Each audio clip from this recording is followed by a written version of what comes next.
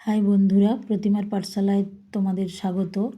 আজকে আমরা পঞ্চম শ্রেণীর প্রশ্ন বিচিত্রার ফার্স্ট ইউনিট টেস্ট 2026-এর ইংরেজির 2য় নম্বর স্কুল নিয়ে আলোচনা করব। স্কুল হচ্ছে বার্লো গার্লস হাই স্কুল। আগের ভিডিওতে আমরা 1 নম্বর স্কুল আলোচনা করেছি। প্রথম আমরা টেক্সটটা পড়বো। এর দাগে এতে আছে, বুঝতেই পেরেছো টেক্সটটা পড়তে বলেছে। Gandhiji visited different places to collect funds for India's freedom struggle. Gandhiji গিয়েছিলেন ডিফারেন্ট প্লেসেস, বিভিন্ন জায়গাতে, টু কালেক্ট সংগ্রহ করতে, ফান্ডস মানে চাঁদা বা টাকা, ফর ইন্ডিয়াস ফ্রিডম স্ট্রাগল ভারতের স্বাধীনতা সংগ্রামের জন্য। ওয়ান্স একদা হি ভিজিটেড তিনি গিয়েছিলেন উড়িষ্যাতে। দেয়ার হি মিট সেখানে সাক্ষাৎ হয়েছিল। দেখো MWT মিটের পাস্ট ফর্ম হচ্ছে মিট, সাক্ষাৎ হয়েছিল বা দেখা হয়েছিল। অ্যান ওল্ড ওম্যান একটি বৃদ্ধা মহিলার সঙ্গে। C could not stand straight তিনি সোজা হয়ে দাঁড়াতে পারছিলেন না। হার হেয়ার ওয়াজ গ্রে তার চুলগুলো ছিল ধূসর। হার শাড়ি ওয়াজ টর্ন তার শাড়িটা ছিল ছেঁড়া, টর্ন মানে ছেঁড়া। সি ওয়েন্ট তিনি গিয়েছিলেন নেয়ার গান্ধীজির কাছে। অ্যান্ড টাচড হিজ ফিট এবং তার পা দুটো স্পর্শ করেছিলেন। দেন তারপর she gave him a coin এবং তাকে একটি কয়েন দিয়েছিলেন, অর্থাৎ গান্ধীজিকে।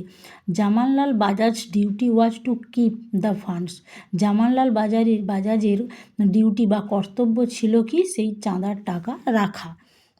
হি আস্কড গান্ধীজি তিনি গান্ধীজিকে জিজ্ঞাসা করলেন ফর দ্য কয়েনের কথা। বাট গান্ধীজি রিফিউজড কিন্তু গান্ধীজি প্রত্যাখ্যান করেছিলেন। জামানলাল ওয়াজ সারপ্রাইজড জামানলাল অবাক হয়ে গেছিলেন।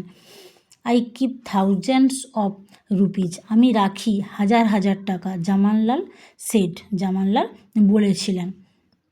দিস কয়েন ইজ ওর্থ কয়েনটি ছিল খুব মূল্যবান। Much more than those thousands ওই হাজার হাজার টাকার থেকেও কয়েনটা আমার কাছে খুব মূল্যবান ছিল। গান্ধীজি টোল্ড হিম গান্ধীজি তাকে বললেন যে এই টাকাটা মানে এই কয়েনটা আমার কাছে অনেক মূল্যবান।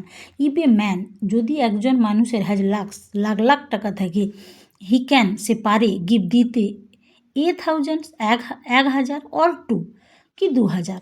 বাট দিস কয়েন ওয়াজ কিন্তু এই কয়েনটি ওয়াজ মানে ছিল, পারহ্যাপস মানে সম্ভবত, অল সি হ্যাড তার কাছে সব কিছুই। হোয়াট এ গ্রেট স্যাক্রিফাইস কি মহান আত্মত্যাগ। সো এটা বুঝতে পেরেছি, এক্সক্লামেটরি সাইন দেওয়া আছে মানে এটা এক্সক্লামেটরি সেন্টেন্স।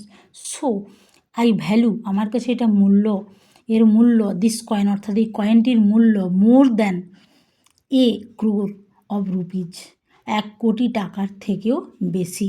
গান্ধীজি বর্ণনা দিলেন বা ব্যাখ্যা করে বললেন। সি কেপ্ট তিনি রেখেছিলেন দ্যাট কয়েন ওই কয়েনটিকে, উইথ সঙ্গে, হিম মানে তার সঙ্গে, ফর এভার চিরদিনের জন্য তিনি কয়েনটিকে চিরদিনের জন্য তার কাছে রেখে দিয়েছিলেন। এতে বলেছে choose the correct answer from the given alternatives যেটা ঠিক হবে সেটাতে টিক চিহ্ন দিতে হবে। এতে বলেছে the hair of the old woman's was বৃদ্ধা মহিলার চুলগুলো কেমন ছিল, হোয়াইট, ব্ল্যাক না ব্রাউন না গ্রে। একটু আগেই পড়েছ হেয়ার ওয়াজ গ্রে, তাহলে ধূসর ছিল। Jamnalal Bajaj duty was to keep Jamnalal বাজাজের কর্তব্য ছিল গান্ধীজির শার্ট, গান্ধীজির লয়েন ক্লোথস না দি ফান্ডস না গান্ধীজির বুকস কী ছিল, the funds. The sari of the old woman was বৃদ্ধা মহিলার শাড়িটি ছিল কী রকম, টর্ন। এখানে দেখেই বুঝতে পেরেছো যা যা আছে তার মধ্যে একটা টর্ন ছেঁড়া ছিল, তার শাড়িটা কী ছিল, হার শাড়ি ওয়াজ টর্ন। দেখেই বুঝতে পেরেছে দুয়ের দাগের উত্তরটা হবে। ডিতে বলেছে গান্ধীজি ভ্যালুড গান্ধীজি মূল্যবান ছিল গান্ধীজির কাছে দ্য কয়েনটি মোর দ্যান কতটা, more than dash of rupees কী হবে, ক্রোর। এখানেই বুঝতেই পেরেছো যে কোটি কোটি টাকার থেকেও তার কাছে এটা মূল্যবান ছিল, তাই এটা দুয়ের তাই হবে ক্রোর, কোটি। সরি। বিতে বলেছে write T for true and F for false statement, বুঝতেই পেরেছ ট্রু ফলস। এতে বলেছে ওয়ান্স একদা গান্ধীজি ভিজিটেড বেঙ্গল গান্ধীজি বাংলায় বেড়াতে এসেছিলেন। ফলস তিনি উড়িষ্যাতে এসেছিলেন। দেখা যাচ্ছে ওয়ান্স হি ভিজিটেড উড়িষ্যা, তাহলে এটা ফলস।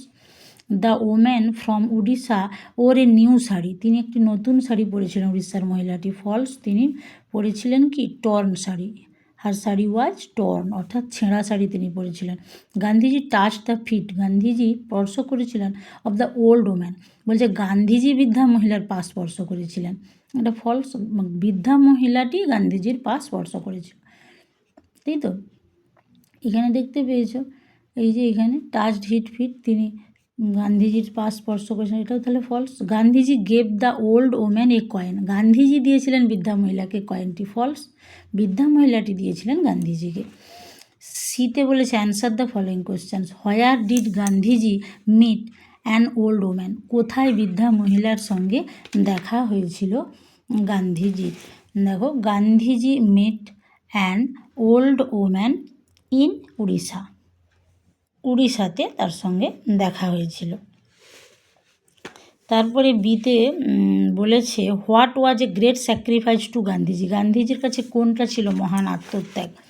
দেখো, if a man has lakhs, যদি একজন মানুষের লাখ লাখ টাকা থেকে he can give a thousands or two, 1 কি 2000 টাকা দেবে, but this coin was perhaps all the woman's had, কিন্তু বৃদ্ধামলের কাছে এটা সবই ছিল।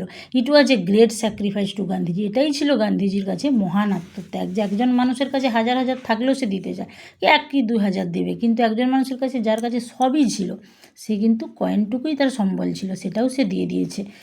কিসের জন্য? স্বাধীনতা সংগ্রামের চাঁদা হিসেবে সে সেটা দিয়েছিল, সে দান করেছিল।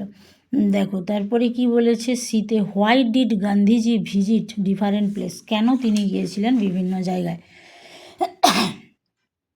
Gandhiji visited different places to collect funds for Indian freedom struggle, স্বাধীনতা যোদ্ধাদের মানে স্বাধীনতা সংগ্রামের জন্য টাকা তোলার জন্য বা আদায় করার জন্য বা ফান্ডের তহবিলের টাকা সঞ্চয় করার জন্য। How did the old woman look, বৃদ্ধা মহিলাটি কীভাবে, মানে বৃদ্ধা মহিলার কেমন দেখতে ছিল, তার অবস্থার মানে কেমন ধরনের তিনি ছিলেন না। The old woman could not stand straight, তিনি সোজা হয়ে দাঁড়াতেও পারছিলেন না। তারপরে বলছে গ্রামার অ্যান্ড ভোকাবুলারিতে মেক সেন্টেন্স, বাক্য রচনা করতে হবে স্ট্রেট, ডিউটি, গ্রেট আর ফরএভার। দেখো আমি করেছি, এটা তোমরা এইভাবে করতে পারো বা তোমাদের মতো করে মনের মতো সেন্টেন্সও লিখতে পারো, তবে দেখবে সেটা যেন ঠিক হয়। এতে বলেছে 2 দাগের স্ট্রেট দিয়ে, the old woman could not stand straight, এখান থেকে আমি টেক্সট থেকেই তুলে এটা করেছি। Duty, Jamnalal Bajaj duty was to keep to funds. Great, Gandhiji was a great man. Forever, Gandhiji kept that coin with him forever. তারপরে কি বলেছে দেখো, রাইটিং স্কিলে বলেছে ইয়োর স্কুল প্যারাগ্রাফ, এখানে কিছু হেন্টস দেওয়া আছে। নেম অফ ইয়োর স্কুল, তোমার স্কুলের নাম লিখতে বলছে। Numbers of students and teachers, কতজন ছাত্রছাত্রী তারা রয়েছে, কতজন শিক্ষক শিক্ষিকা রয়েছে। নাম্বার অফ ক্লাসরুম, কতগুলো ক্লাসরুম রয়েছে। The best part of your school, তোমার স্কুলের সবথেকে ভালো অংশ বা ভালো দিক কী, এইগুলো নিয়ে আলোচনা করতে বলেছে। দেখো আমি যতটা পেরেছি আমি যেভাবে লিখেছি, তোমরা পারলে এটা করতে পারো। আওয়ার স্কুল সহজভাবে লিখে দিয়েছি paragraph. The name of our school is, আমি আমার এখানকার স্কুলের নাম দিয়েছি Khajra SCM high school. It is one of the best school in our area, এটা আমাদের স্কুলের মধ্যে মানে এই এলাকার মধ্যে এটা সবথেকে ভালো school. It has about 200 students, এখানে আমাদের 2000 ছাত্রছাত্রী রয়েছে। অ্যান্ড 40 টিচার্স, এবং 40 জন শিক্ষক শিক্ষিকা রয়েছেন। তোমরা তোমাদের স্কুলে যতজন রয়েছে সেই হিসেবে তোমরা এখানে সংখ্যাগুলো করবে, এই সংখ্যাগুলোর জায়গায় আলাদা আলাদা এখানে তোমাদের স্কুলের নাম দিবে।